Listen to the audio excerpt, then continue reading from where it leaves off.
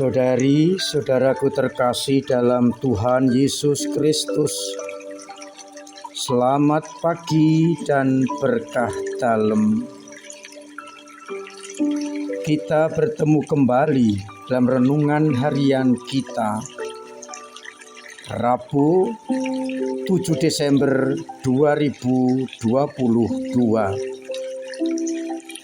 Hari ini bertepatan dengan peringatan Santo Ambrosius, Uskup dan Pujangga Gereja.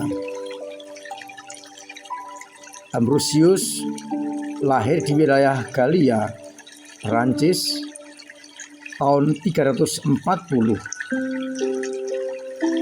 tepatnya di kota Lyon. Dia dari keluarga bangsawan. Ayahnya wakil Kaisar Roma untuk wilayah Galia. Ia anak bungsu dari 3 bersaudara. Dari orang tuanya ia belajar disiplin yang tinggi untuk menghidupi iman Kristiani.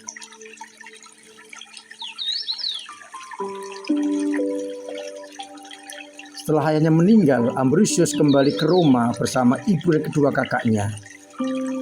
Di sana ia belajar ilmu hukum dan praktek sebagai pengacara yang terpondang. Keberhasilan di bidang hukum dan juga keterampilan berbahasa Latin dan Yunani menarik Kaisar Valentinianus dan menobatkan dia tahun 370 sebagai gubernur Milano.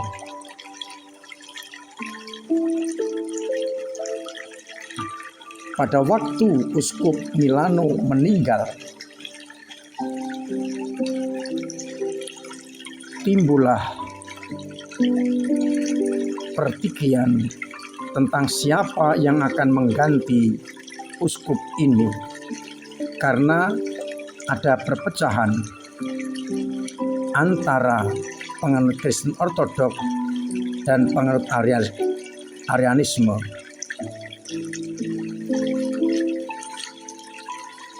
Maka Ambrosius sebagai gubernur Milano diminta untuk mengawasi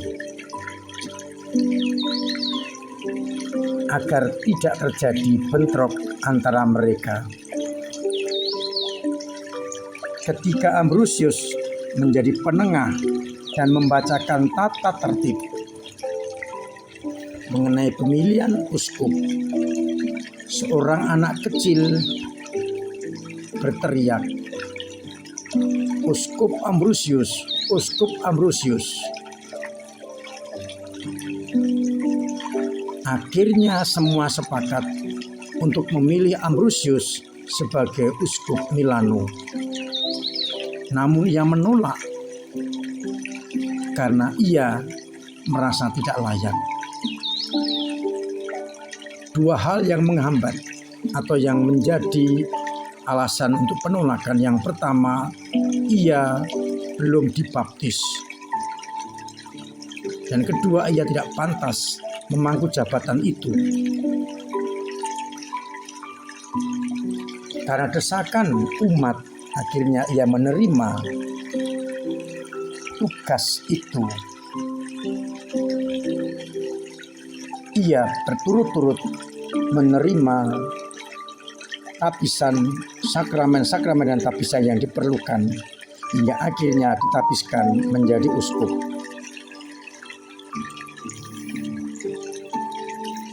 Ketika menjadi uskup, ia sangat bijaksana dan berani mengambil keputusan yang sulit, termasuk berani berseberangan dengan istri-istri kaisar yang waktu itu menyebarkan ajaran Arianisme di wilayah Kekaisaran Roma. Ia juga tidak segan-segan mengekskomunikasi kaisar apabila melanggar hukum gereja. Pendek kata, ia sungguh bertanggung jawab atas iman Kristiani. Ia juga yang ambil peran penting dalam pertobatan Santo Agustinus, orang kudus yang amat hebat sebagai pujangga gereja.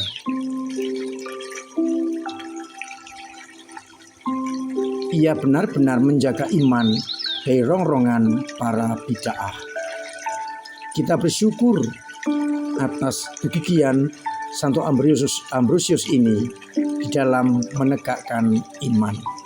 Kita merahmat Allah agar kita pun dimampukan untuk setia di dalam penghayatan iman kita akan Yesus Kristus. Saudari-saudaraku terkasih dalam Kristus, sabda Tuhan yang kita dengarkan hari ini diambil dari kitab Nabi Yesaya bab 40 ayat 25 sampai 31, di mana kita akan mendengarkan sabda Tuhan, hiburan, karena Tuhan yang Maha Kuasa akan memberikan kekuatan kepada yang lemah, yang tidak punya power, karena ia dikatakan tidak ada yang menyamai Allah seagung Tuhan. Tidak mungkin orang tersembunyi dari Allah. Maka kita diajak untuk datang kepadanya agar kita menjadi bersemangat lagi. Sedangkan pada bacaan Injil kita mendengar ajakan Yesus agar kita datang kepadanya. Kita yang letih lesu, di mana datang kepadanya karena dia lemah lembut dan rendah hati, dan kuk yang dipasang amat ringan. Saudari-saudaraku terkasih dalam Kristus, membaca Injil hari ini dari Injil Matius bab 11 ayat 28 sampai 30. Kita sedikit terkejut karena Yesus menegaskan ia lemah lembut dan rendah hati dan memikul kuk yang dipasang, karena hati kita akan mendapat ketenangan. Dalam praktek kita mengikuti Kristus justru banyak tantangan, banyak kesulitan, banyak hambatan. Lalu pertanyaannya, apakah arti sabda ini? Sabda dari Injil menjadikan jaminan bagi kita yang punya beban berat, akhirnya lemah, letih, lesu. Pertanyaannya adalah, beban berat itu dari mana? Sehingga dikatakan kuk yang kupasang itu ringan.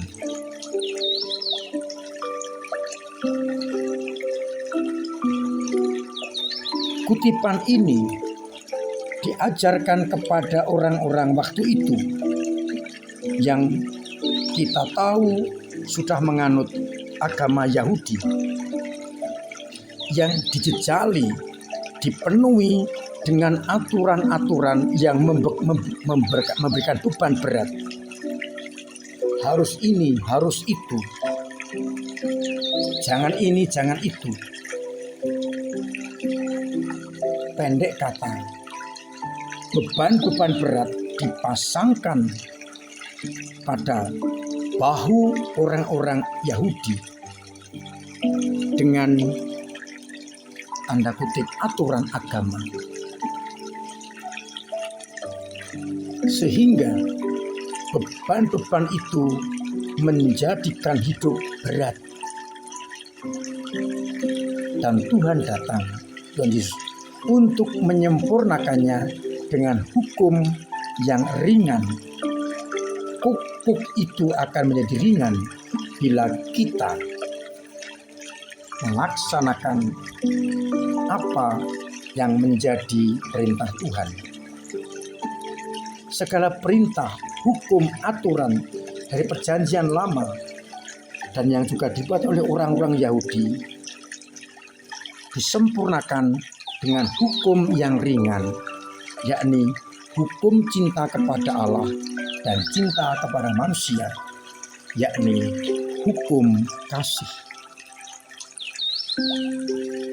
Maka pengertian kuk itu akan menjadi ringan dan enak, beban menjadi ringan karena kita tidak harus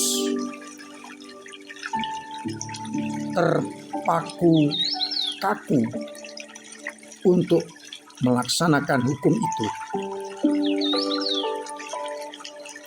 Tetapi hukum cinta kasih mengatasi segala-galanya. Memang kalau bisa kita laksanakan hukum-hukum itu, tapi yang lebih utama adalah hukum kasih.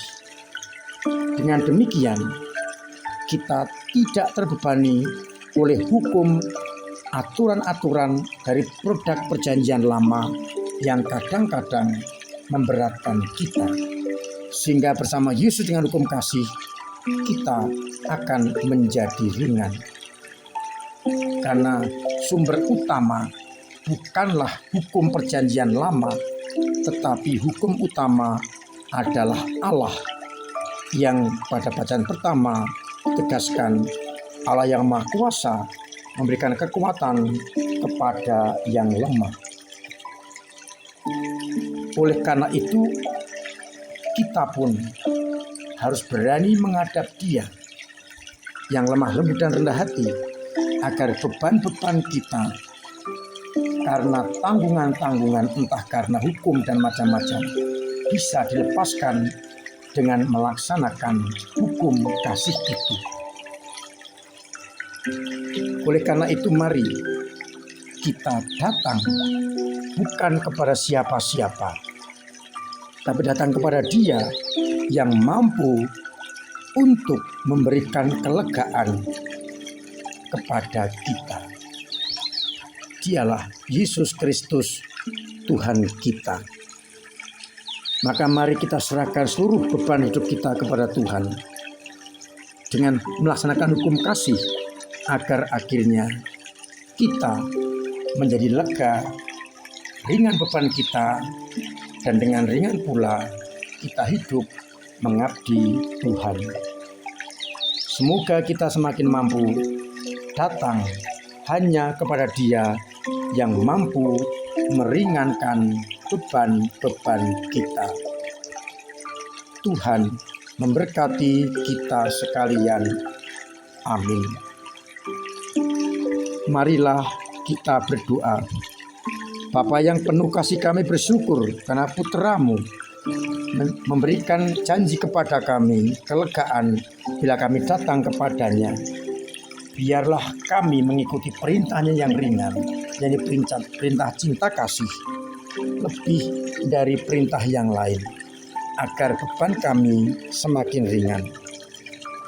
Bantulah umat kami yang lemah imannya, yang mau goyah kuatkan, yang sakit sembuhkanlah, yang punya beban berat angkatlah, dan yang punya persoalan ringankanlah. Yang kesulitan ekonomi Engkau bantu, agar akhirnya boleh mengalami kasih setia-Mu. Berkati juga Rawanto yang sedang sakit, semoga berani datang hanya kepada-Mu untuk Kau ringankan, Kau sembuhkan, dan Engkau kuatkan. Dan semoga akhirnya Engkau senantiasa membimbing memberkati kami semua, Bapa dan Putra dan Roh Kudus. Amin. Saudari-saudariku terkasih, saya ingatkan, saya wajibkan mematuhi protokol kesehatan, pola hidup sehat, jauhi kerumunan, pakai masker, cuci tangan untuk menghindari virus corona. Pola hidup sehat dan berdoa. Kita tetap peduli kepada gereja dengan persembahan kita, kolekte kita, sumbangan untuk pendidikan, sumbangan untuk aksi Natal, bersumbang untuk pembangunan agar gereja tetap bisa melayani umat dengan baik. Dan saya tetap mengajak, mari bersama-sama kita saling mengucapkan selamat Natal dengan memasang ucapan selamat dalam monitor gereja. Silakan menghubungi Komsos. Bila panjenengan tidak mampu untuk membuat desain, Komsos siap untuk membantunya.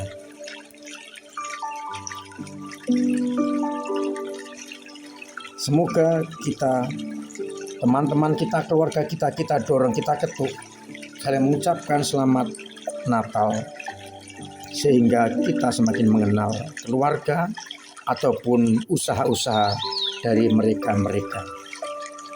Akhirnya saya mengucapkan selamat pagi, selamat merenungkan, salam sehat, Tuhan memberkati.